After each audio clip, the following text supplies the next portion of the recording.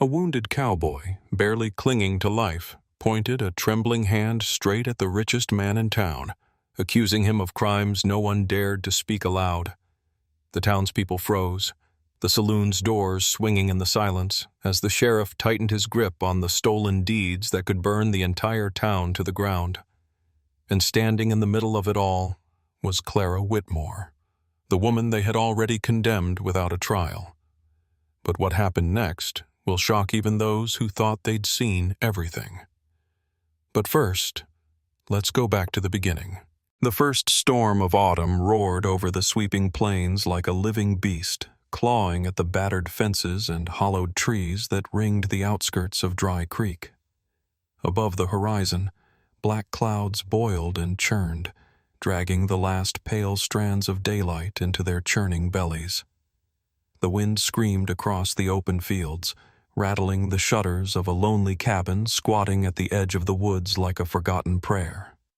Inside, Clara Whitmore worked methodically, her thin hands, scarred from years of hard work, moving in quiet rhythm as she fed wood into the stubborn fire. The cracked stone hearth threw flickering shadows across the single-room cabin. A narrow bed tucked against the wall, a worn table cluttered with sewing needles and scraps of muslin, a single chipped teacup steaming against the mounting cold. Clara's gray dress, hand-stitched and mended in more places than she could count, brushed softly against the plank floor as she moved. Her ash-brown hair, pinned hastily beneath a tattered shawl, caught the firelight, giving it a faint auburn glow. There was nothing glamorous about Clara, nothing delicate or gilded, but there was a kind of quiet stubbornness in the set of her mouth, a strength that came from seasons of surviving alone. The knock came so faintly at first, she thought it was the wind. But when it came again, a hollow, desperate sound, Clara froze, a log still in her hands. Her heart thudded once, sharply, against her ribs. In Dry Creek, visitors at dusk rarely brought good news. Cautiously, she set the wood down, wiped her palms on her apron, and crossed the room. The door creaked open against the force of the storm, and there he was, a man barely upright, his tall frame slumped against the threshold like a scarecrow unmoored by the gale. His sandy hair clung wetly to his forehead, and a battered tan duster, soaked and heavy, drooped from his shoulders. Beneath the brim of a hat askew on his head, his face was a patchwork of bruises and blood, his jaw clenched against some deep, gnawing pain. A wide, ugly gash ran down his left side, slicing through his shirt in a brutal crimson tear. Clara didn't hesitate. Hooking her arms beneath his, she heaved him inside with a grunt, the strain pulling at muscles hardened from chopping wood and hauling water. The door slammed shut behind them, cutting off the howl of the storm like a blade. With practiced urgency, she lowered him to the floor near the fire. His skin was clammy under her fingers, fever already setting in. She stripped away his sodden coat, peeled back the bloodied shirt, and began cleaning the wound with water she had warmed earlier. His body flinched under her touch, but he didn't wake. Her mind whirred even as her hands remained steady. A stranger meant trouble. A wounded stranger meant questions. Questions Clara had no good answers for. In a town like Dry Creek, a woman living alone was suspicion enough. Shelter a dying man and you were guilty before you spoke a word. Still, she couldn't turn him out. She wouldn't. Hours passed in quiet labor, the only sounds the crackle of the fire and the low, broken murmurs of the man slipping in and out of fevered dreams. At one point, his eyes fluttered open, green, sharp despite the haze, and his voice, rough as gravel, escaped his cracked lips. "Name's Luke Archer," he rasped, before slipping back into unconsciousness. Clara sat back on her heels, exhaustion pressing down on her shoulders. She studied his face, the stubborn set of his jaw, the kind of features that spoke of someone who had fought too hard and lived too little. A part of her knew the moment she pulled him over her threshold that her life would not be the same. Outside, hidden among the skeletal trees, someone lowered a pair of binoculars, the glass catching the last glint of fading light. The figure turned away, their boots muffled by the wet earth. By sunrise, the whole town would know. Clara Whitmore had taken in a man the law wasn't asking questions about. And in Dry Creek, mercy was a crime all its own. The first gray light of morning crept over Dry Creek, washing the town in a colorless haze. Mist clung low to the ground, shrouding the dirt roads and tilting buildings in a ghostly pall. It should have been a quiet dawn, the kind where the clatter of a lone milk wagon or the sleepy crow of a rooster stirred life into the day. Instead, an electric tension pulsed through the streets like a warning. Word had spread faster than wildfire. Clara Whitmore had a man holed up in her cabin. A wounded stranger. An outlaw, they said. A threat. By the time the sun fully breached the horizon, Dry Creek was bristling with a self-righteous fury that needed only the thinnest excuse to boil over. The knock at Clara's door that morning wasn't a knock at all. It was a pounding, a demand. She opened it slowly, feeling the scrape of the wood against the floorboards like the rasp of a blade being drawn. On the threshold stood Sheriff Walter Griggs, 58 years old, his salt and pepper hair combed back from a forehead lined deep with years of suspicion and small-minded bitterness.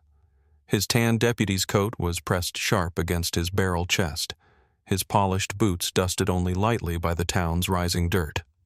Beside him loomed Deputy Carter, a lanky man in his 20s with eyes too eager for cruelty, and Deputy Simmons, older, heavier, his mouth twisted in a grimace that might have once been doubt, but hardened now into duty. The morning sun glanced off their badges, twin mirrors of cold authority. "You're under investigation, Miss Whitmore," Griggs said, his voice flat as iron left in the sun, "for aiding a fugitive." Clara's hands gripped the doorframe. She felt the accusation slide into her chest like a blade. "A fugitive?" she whispered, her voice hoarse, disbelieving. Griggs's lips curled into a sneer. He tilted his head, mock gentle. "You'll tell that to the judge," he said, and behind him, Carter chuckled low in his throat. They didn't wait for an answer. Griggs pushed the door wider and stepped inside without permission, his boots thudding across her floor like the stomp of a coming sentence. In town, tongues flapped with ravenous delight. At the Silver Spur Saloon, poker hands paused mid-play as rumors twisted into truths. They said the stranger had shot a rancher dead in Laramie. They said Clara had harbored him for weeks, nursing him out of love, or worse, for a price. They said it all with the conviction of people who had been waiting for her to fall, sharpening their words like knives on stone. No one knocked on Clara's door to ask the truth. No one remembered the bread she had delivered to widowed mothers, the quilts she had stitched for winter charity drives, the children she had nursed through fever when no doctor dared cross the flooded river. None of that mattered now. Neighbors she had once called friends turned their faces to the windows when she passed. Women pulled their skirts aside as she walked by, shielding their children like she carried disease. Men spat into the dirt near her boots but never met her eyes. And every slammed door, every whispered slur, every hastily drawn curtain was another stone in the wall rising around her. In Dry Creek, guilt wasn't decided by evidence. It was decided by fear, and Clara's independence, her refusal to cower, had made her a stranger long before Luke Archer had ever darkened her doorway. Now, the sentence was clear. She would stand alone, just as she always had. But now the whole town would be there to watch her fall. The fever broke on the third day, but not before dragging Luke Archer through its ragged hell. Clara sat at his bedside through it all, sponging his forehead with water turned lukewarm by the hour, her own hands trembling more from the weight of decisions than exhaustion. She didn't pray. She hadn't done that in years. But in the cold slivers of pre-dawn light, she wished, wordless, desperate wishes, for strength, for clarity, for the storm outside her cabin to break before it drowned them both. When Luke finally stirred, it was with a rattling cough that racked his battered body. His hand, still slick with fever sweat, grasped weakly at the thin quilt covering him. His eyes fluttered open, no longer clouded but sharp, cutting, alive, piercing green, like new leaves against dry bark. "I didn't kill nobody," he rasped, voice shredded but urgent. His fingers curled slightly in the blanket, clenching it as if the truth alone might anchor him. "They shot me because I said no." Clara leaned in, absorbing every broken syllable like they were sacred. Her heart hammered against her ribs. She had known. Some deep, stubborn part of her had known from the beginning that there was more to this than gossip and cowardice. Luke's story spilled out in jagged bursts, each word a stone he had carried too long. He had worked at McGraw's ranch. Victor McGraw, the man who sat atop Dry Creek like a king atop a crumbling throne. Luke had seen the forged deeds with his own eyes, had heard the threats whispered over whiskey and cigars, homesteaders bullied off their land, their claims swallowed by McGraw's vast empire with a legal smile and a handshake slick with lies. When Luke refused to stay silent, when he said he'd ride to the county seat and tell the marshals what he knew, they shot him, left him for the buzzards. But Luke hadn't died. And now Clara understood. She hadn't merely harbored a wounded man. She had stepped, blindly, stubbornly, between a predator and his prey. The weight of it sat heavy in her chest, but it did not crush her. It ignited something older, something harder. A memory of standing alone against prairie winds, of digging graves with her bare hands because no one else would. She didn't waver. At the edge of town, the wagon groaned under Luke's weight as Clara helped him up, bundling him carefully in the thick quilts her mother once sewed when winters were cruelest. His breath was shallow, his strength more spirit than muscle, but his resolve burned steady as a blacksmith's forge.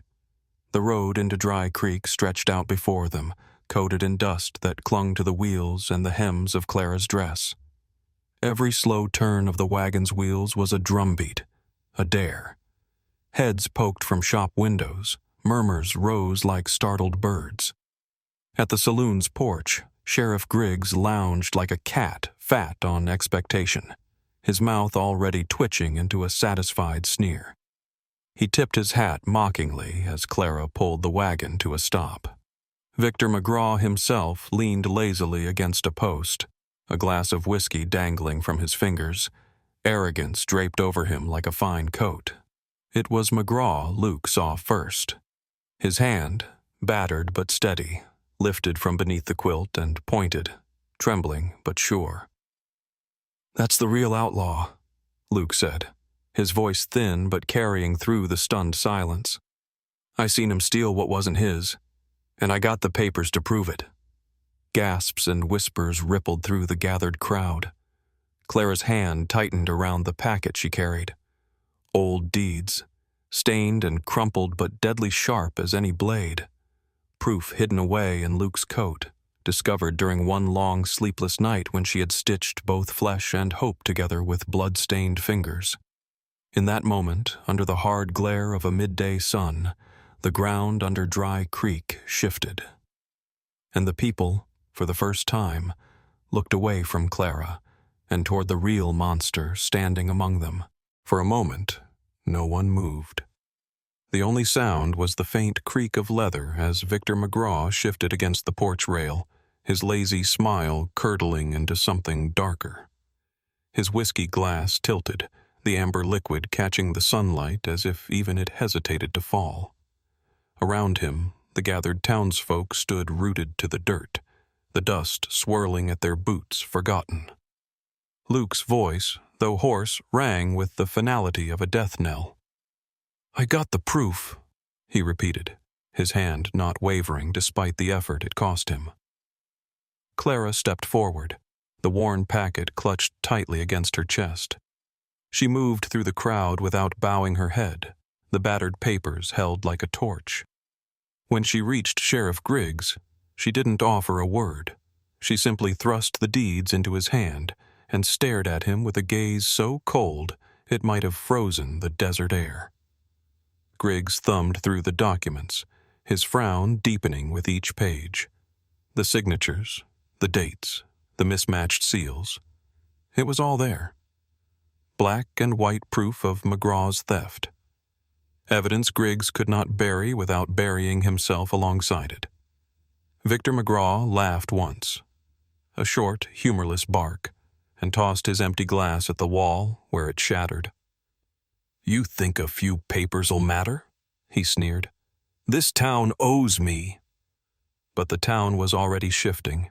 Mothers who had clutched their children away from Clara now stepped closer, their faces pinched with something like shame. Farmers who had lost land they couldn't afford to lose narrowed their eyes. Men who had turned their backs began whispering to each other, the weight of stolen seasons pressing against their ribs. Griggs didn't look at Victor.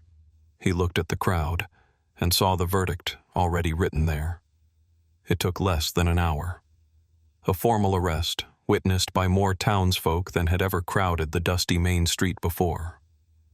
No slick words or silver coins could buy McGraw a way out this time.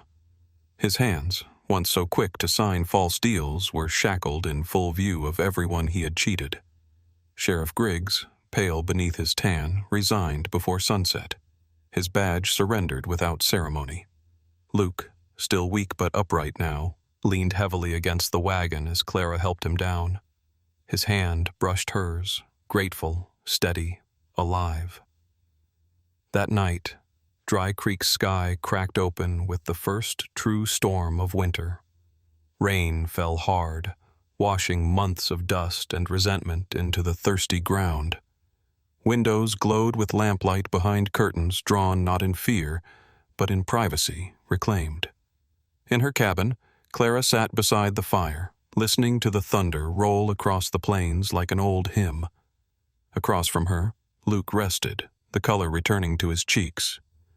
Neither spoke much. There was no need. In the crackle of the flames, in the steady beat of the rain, in the way Clara no longer felt the town's judgment pressing against her windows, they found something better than victory. They found peace. Not the peace of forgetting, but the harder peace of surviving with your name, your dignity, and your soul intact. And for the first time in a long while, when Clara closed her eyes against the warmth of the fire, she didn't dream of loneliness. She dreamed of tomorrow.